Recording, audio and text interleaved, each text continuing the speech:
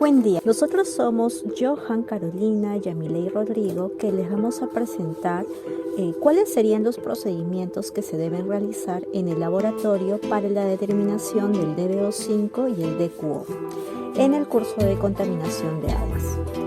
Para ello es muy importante tomar la muestra de agua, poder medir la concentración de materia orgánica en los residuos domésticos o industriales.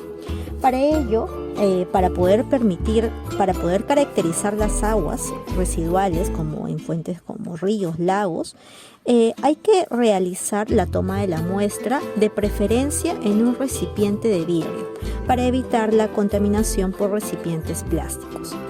Luego también hay que realizar una inspección del lugar para saber cuáles serían los posibles contaminantes y luego permitir llevarlo al laboratorio y tener mucho cuidado con lo que es la preservación de la muestra, puesto que ésta debe mantenerse en cuidados especiales como ya vamos a indicar. Ahora continuamos con la demanda bioquímica de oxígeno. ¿Qué es la demanda bioquímica de oxígeno? Es un parámetro que se usa como una medida de la cantidad de oxígeno requerido para la oxidación de la materia orgánica biodegradable, que está presente en una muestra de agua determinada y se da como resultado de la oxidación aerobia. En condiciones normales de laboratorio, la DBO se determina a una temperatura estándar de 20 grados centígrados y en un tiempo de 5 días, debido a que en este tiempo de 5 días es donde se tiene un valor muy representativo, dado que se da una oxidación de aproximadamente entre el 60 y 70% de la DBO carbonácea. Y esto está expresado en miligramos por litro y es conocido como la DBO5. Este es un procedimiento que fue adoptado en el año 1936 por la Asociación Americana de Salud Pública y desde entonces ha permanecido como un indicador muy importante y relevante de contaminación. Las principales aplicaciones de este parámetro son las siguientes: medición de la calidad en aguas superficiales y residuales, establecimiento de límites máximos permisibles, evaluación de las plantas de tratamiento de aguas residuales o PETAR, diseño de unidades de tratamiento biológicos. Tiene muchos más usos, pero estos son los más principales y representativos. Bueno, a continuación voy a explicar acerca de una breve clasificación y creo que es la más importante y básica y relevante para entender lo que es este parámetro. Se puede clasificar en dos formas. Primeramente, en referente al tiempo de incubación, que ya lo mencioné en la diapositiva anterior, se tiene la DBO5 y la DBO última. La DBO5 hace referencia a la medición de este parámetro analizando el oxígeno que es consumido después de 5 días de incubación. La ventaja de este tipo de DBO es que es un periodo muy corto de análisis y se tiene un valor muy representativo que es aproximadamente entre el 60 y 70% de la materia orgánica carbonácea.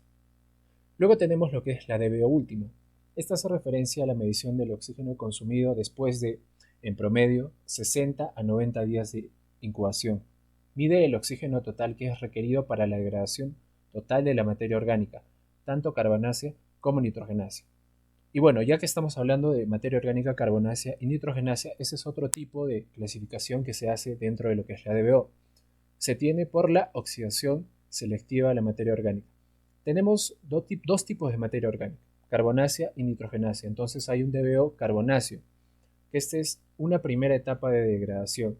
Indica la cantidad de oxígeno que es usado por los microorganismos, que se encarga de medir el agotamiento del oxígeno disuelto en el agua que se está analizando por sustancias carbonosas. Y luego también la DBO nitrogenácea. Es la segunda etapa de degradación. Indica la cantidad de oxígeno que es usado por microorganismos capaces de oxidar las formas de nitrógeno, que es reducido a nitritos y nitratos. Es el proceso de la nitrificación. Bueno, esta gráfica es muy importante para representar lo que les he explicado en lo que es la clasificación. Tenemos la DBO5, que es después de 5 días, es una DBO que es muy representativa y es la que más usada debido al corto tiempo en el que se puede obtener un resultado. Y en la parte de arriba podemos ver que generalmente se da la oxidación de la materia orgánica carbonosa o carbonácea. Luego nosotros tenemos lo que es la DBO última.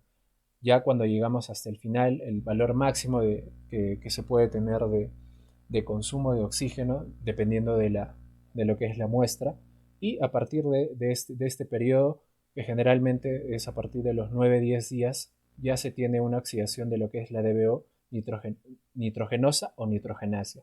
Entonces, la DBO última es cuando ya se hace la oxidación de toda la materia orgánica, incluyendo la carbonácea y la nitrogenasia. Bueno, esta gráfica es muy importante para entender la clasificación.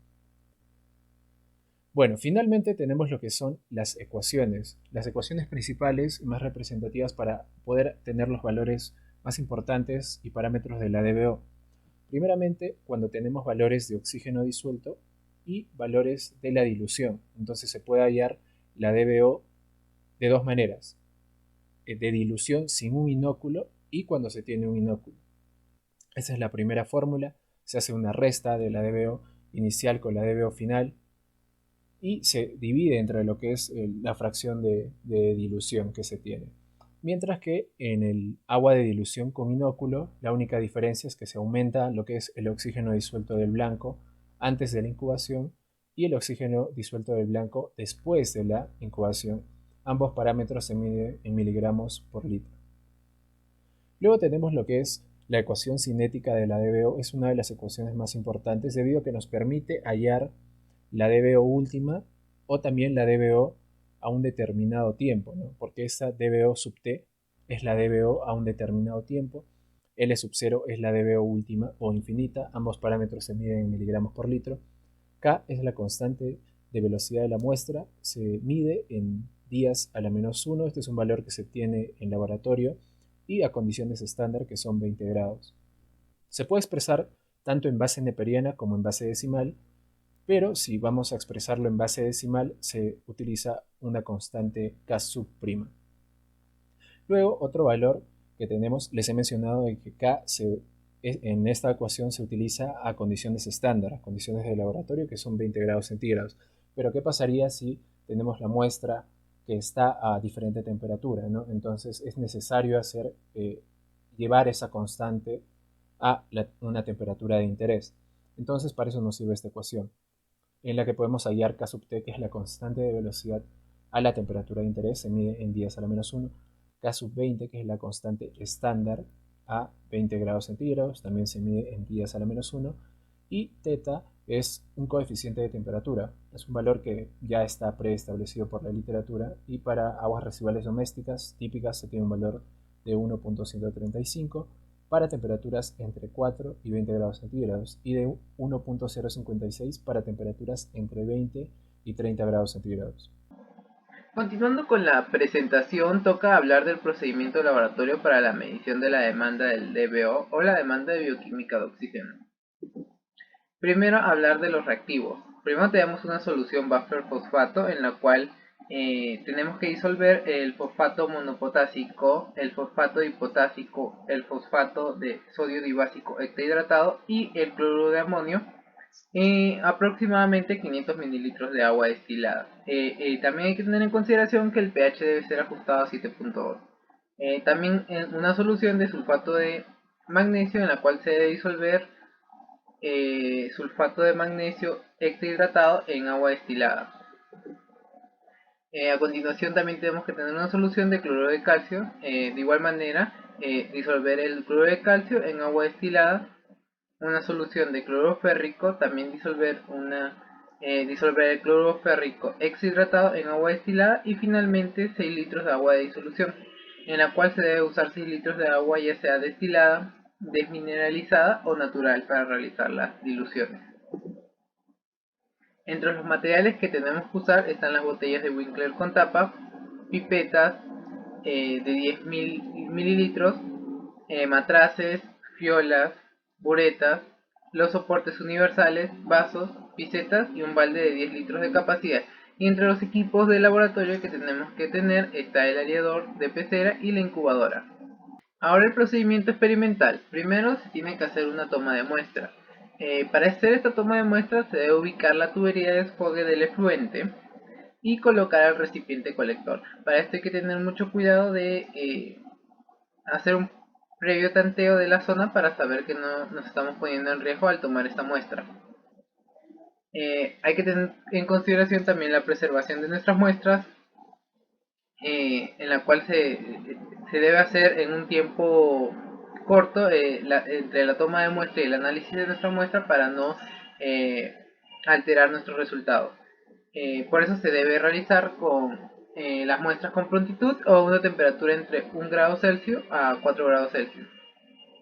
El análisis debe ser hecho entre las 2 horas de la toma de la muestra y también tener en consideración que es necesario enfriar. En el caso de que nuestra muestra haya sido refrigerada, se debe calentar a 20 grados Celsius antes de comenzar la prueba. Preparación de nuestra dilución, de nuestra agua de dilución. Tomar un volumen deseado de agua especificada y adicionar 1 mililitro de las soluciones buffer previamente explicadas en los reactivos, que son del fosfato, del cloruro de calcio, del sulfato de magnesio y del cloruro de hierro por cada litro de agua. También hay que tener en cuenta que se tiene que saturar con oxígeno disuelto el recipiente con el aireador, ¿no? Con el equipo del aireador. Después hay que hacer un pretratamiento de nuestra muestra. Hay que chequear que el pH se encuentra entre 6.5 y 7.5 y que la temperatura debe estar en 20 grados Celsius. De la técnica de dilución se deben hacer varias diluciones de la muestra en botellas de Winkler, hasta lograr que el oxígeno disuelto después de 5 días de incubación se encuentre entre 1 y 2 miligramos por litro. Para esta técnica, este proceso se recomienda hacer 5 diluciones. A continuación se tiene que hacer la determinación del oxígeno disuelto inicial. Esto se va a lograr usando el método de Winkler. Después tenemos que obtener un blanco de agua de dilución. Se debe usar un blanco de agua para observar la disminución del oxígeno disuelto después de los 5 días. Este valor no debe ser mayor a los 0.2 miligramos por litro. Luego toca la etapa de la incubación. Se debe incubar a 20 grados Celsius y a oscuridad las botellas de DBO conteniendo las diluciones deseadas. Esto se debe usar en el equipo de la incubadora. Y finalmente se debe determinar el oxígeno disuelto final, el cual se va a obtener después de 5 días de la incubación, y se debe determinar el oxígeno disuelto de las muestras diluidas y el blanco de agua de dilución. Si el agua de dilución usada para el blanco presenta una depresión mayor a 0.2 miligramos por litro de oxígeno disuelto en los 5 días de incubación, dicha agua debe ser descartada. Se debe hacer varias diluciones de la muestra tal que resulte un oxígeno disuelto residual por lo menos menor a 1 miligramo por litro. El consumo de oxígeno disuelto luego de los 5 días de incubación debe ser igual o superior a 2 miligramos por litro. También hay que tener en cuenta lo que es la relación entre la DBO5 y la DQO. Esta relación nos va a ayudar para tener... Es una relación entre ambos parámetros que nos va a dar una idea del nivel de contaminación en las aguas, también de la naturaleza de nuestro contaminante. En el caso de que esta relación sea menor a 0.2, eso no quiere decir que la presencia de contaminantes orgánicos no son biodegradables. Al contrario, si nuestra relación es mayor a 0.6, la presencia de contaminantes orgánicos son biodegradables. También hay que tener en consideración que en aguas que contienen otras sustancias inorgánicas oxidables puede ser necesario tener que restar a la DQO total la cantidad de dichas especies. Y finalmente lo que es el carbono orgánico total, el cual es otro parámetro que nos permite valorar también la calidad del agua. Específicamente mide la cantidad de compuestos orgánicos presentes en una muestra de agua. Este parámetro se halla restando la cantidad de carbono total y la cantidad de carbono inorgánico. La resta de ambos nos va a obtener el valor de este parámetro. Acá podemos ver las reacciones que sufren para hallar el carbono total y el carbono inorgánico. Ambos se miden con un equipo especial infrarrojo para medir la cantidad de carbono total y la cantidad de carbono inorgánico, los cuales se van a restar y nos va a dar el valor de nuestro parámetro. Demanda química de oxígeno. Rápidamente, indicar que la demanda química de oxígeno es uno de los 3 métodos principales para determinar la contaminación orgánica juntamente con el carbono orgánico total y la DBO5. Dicho de manera sencilla, la DQO viene a ser toda la cantidad de oxígeno necesaria para poder oxidar la materia orgánica por medios químicos y convertirla a dióxido de carbono y agua. Es vital indicar que a mayor demanda química de oxígeno será más contaminada dicho cuerpo acuático. Vamos a proceder a explicar cómo se determinaría esta demanda química de oxígeno en el laboratorio. A lo largo de la historia, por ejemplo, se ha utilizado lo que es el permanganato de potasio o el sulfato sérico. Sin embargo, es el dicromato de potasio, que está por acá, el que ha demostrado una mayor eficiencia y poco costo. Habíamos indicado que hay que tener vital cuidado con lo que es la preservación de la muestra. Esta preservación de la muestra debe ser en un pH menor o igual a 2 y esto se va a conseguir con ácido sulfúrico. Además hay que tener mucho cuidado con que esta muestra se debe refrigerar entre una temperatura de 2 a 5 grados Celsius y sin presencia de luz. Y como máximo se puede preservar hasta 5 días. Si es que se quisiera preservar más tiempo, es vital que se deje a menos temperatura. Una vez tomada esta muestra hay que tener los reactivos. Hay que tener mucho cuidado porque muchas veces estos reactivos hay que prepararlos con bastante tiempo de anticipación. Por ejemplo, entre estos reactivos vamos a tener la solución estándar de dicromato 0.04167 molar o 0.25 normal. Acá también estamos indicando cuál sería la forma en la que ustedes podrían obtener estos valores, ¿no? Indicando, por ejemplo, la masa y la temperatura para poder realizar el procedimiento y el tiempo indicado, para que ustedes tengan, digamos, una noción de cómo realizarlo. También vamos a necesitar lo que es el reactivo de ácido sulfúrico. Y como les dije, acá también les estamos indicando cómo debería ser este reactivo de ácido sulfúrico. Básicamente es adicionar cristales de sulfato de plata en esta relación, 5.5 gramos de sulfato de plata por kilogramo de ácido sulfúrico. Y miren, esto debe ser preparado de o dejado este proceso como 1 a 2 días como máximo. También vamos a necesitar el indicador llamado ferroína, acuérdate de ese nombre.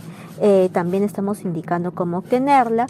Otro reactivo, por ejemplo, el titulante estándar que se va digamos, con el cual se va a trabajar en este procedimiento, es el sulfato ferroso amoniacal, denominado FAS, a 0.25 molar, el sulfato mercúrico en cristales, que es y el estándar de hidrógeno fetalato de potasio, que también estamos indicando cómo se procedería a obtener dicho reactivo.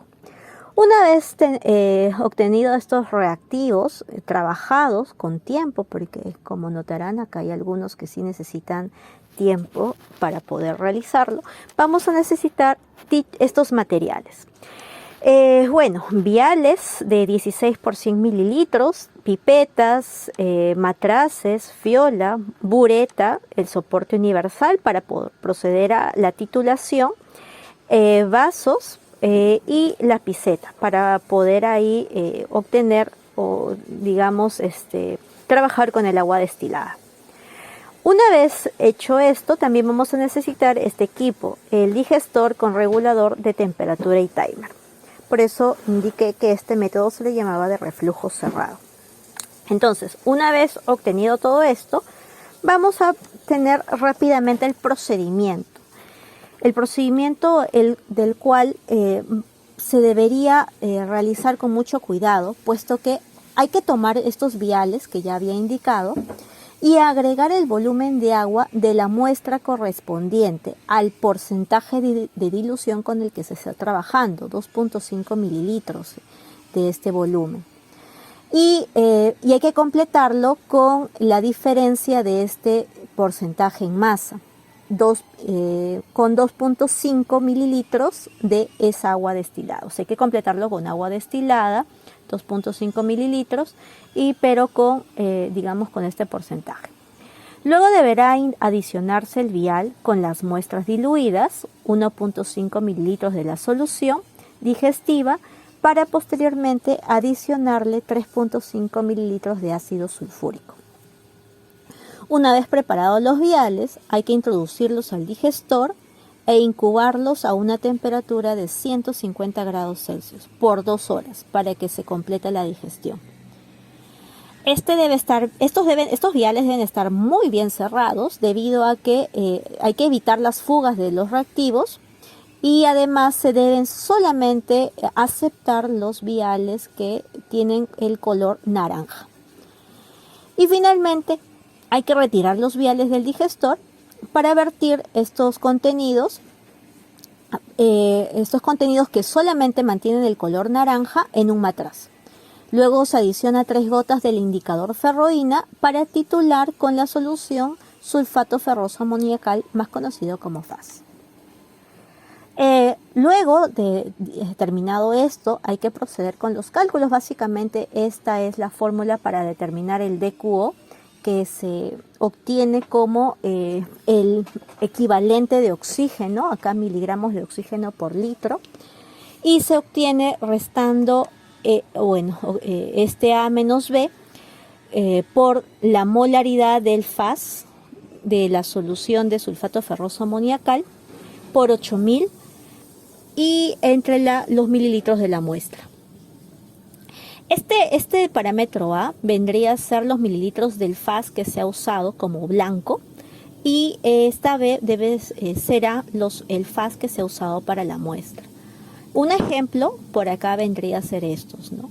Por ejemplo, acá tenemos los DQO a diferentes volúmenes de la muestra, 2.5, 2, 1.25, y se ha procedido a calcular cada uno de los DQO. Entonces, también podrías realizar con esto una gráfica para visualizar mejor cuál sería, digamos, cómo sería el comportamiento, ¿no?, del DQO según los mililitros de la muestra tomada. E incluso podrías compararlo, si es que también has hecho con la misma muestra, ojo, tiene que ser con la misma muestra, podrías compararlo con la DBO y poder, digamos, hallar una relación entre estas. Las reacciones también que se van a tener en cuenta son las reducciones de dicromato de potasio, que es esta de acá, y la medición del exceso de dicromato mediante el FAS, o sea, la titulación, con esto de acá, con esta reacción. Cositas que de repente podrían ayudarte en estos puntos es que, por ejemplo, ¿no?, ¿por qué se usa el ion ferroso? El ion ferroso, que es este de acá, el ion ferroso, es un excelente agente reductor para el dicromato. Y las soluciones de este ion se pueden preparar a partir del sulfato de amonio ferroso. Y bueno, por ejemplo, se puede obtener de una forma bastante pura y estable, y nos permite, digamos, trabajar y estandarizar, ¿no?, o llevar a cabo la estandarización con el dicromato, ¿no?, con los 0.25 normal de dicromato, que no sé si recuerdan que necesitaríamos, que vendría a ser el dicromato. Bueno, también es importante indicar que a qué se refiere con el blanco, como acá indiqué, ¿no? En sí, las pruebas tanto las pruebas de DQO como las de DBO, digamos, están diseñadas para medir la necesidad de oxígeno que tiene la materia orgánica, ¿no?, en las muestras. Entonces, supuestamente deberíamos evitar materia orgánica que precedentes de fuentes externas, ¿no? Pero esto es muy difícil, y entonces para, digamos, sacar esto, o para poder excluir esta materia orgánica extraña de las pruebas, de estas pruebas, entonces se necesitan blancos, ¿no?, y evitar, digamos, el error. Y bueno, el indicador que acá se utiliza vendría a ser la ferroína. Entonces, esto sería todo con respecto a la determinación del DQO. Esta sería nuestra bibliografía, y muchas gracias.